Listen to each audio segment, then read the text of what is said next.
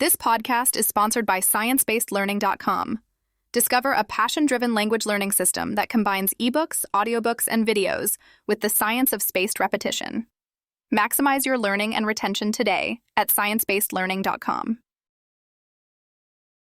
Mastering the use of sí in Spanish prepositional phrases. Learn how to correctly use the pronoun sí in Spanish prepositional phrases to refer back to the subject, including exceptions and key examples. Understanding the pronoun sí in Spanish prepositional phrases. When learning Spanish, one important aspect that often causes confusion is the use of pronouns in prepositional phrases.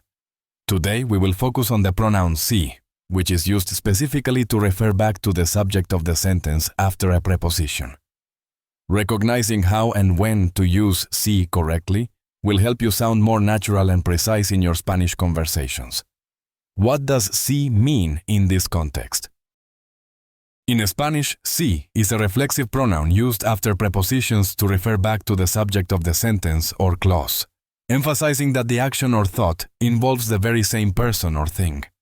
This can be translated to English as himself, herself, yourself, or itself, depending on the subject. For instance, consider the sentence, ella piensa en sí misma.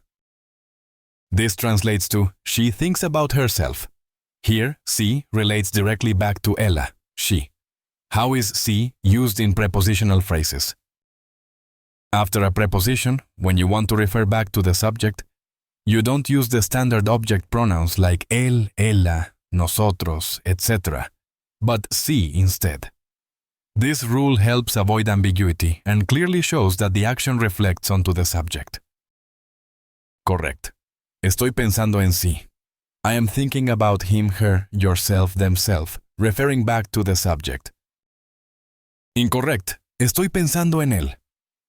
This means I am thinking about him, which doesn't refer to the subject. Common prepositions that take sí. Some frequent prepositions after which sí appears include en, in, on, about, con, with, para, for, de, of, about.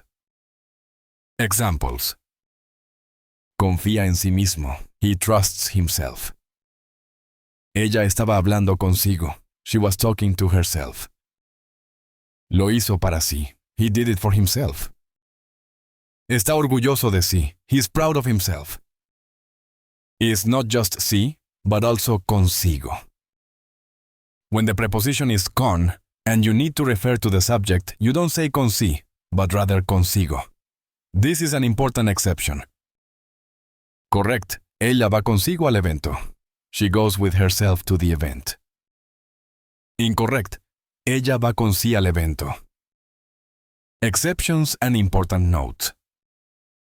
Sí versus él, ella, usted. When the pronoun refers to a third party other than the subject, use the regular object pronouns, él, ella, usted, after prepositions, not sí. Example, estoy hablando de él. I am talking about him. Not used for plural subjects.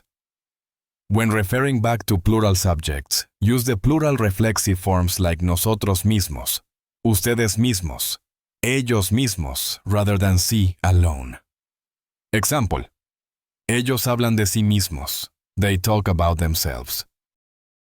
Emphasis, sometimes sí, can be followed by an intensifying pronoun like mismo, as to add emphasis. For example, él confía en sí mismo.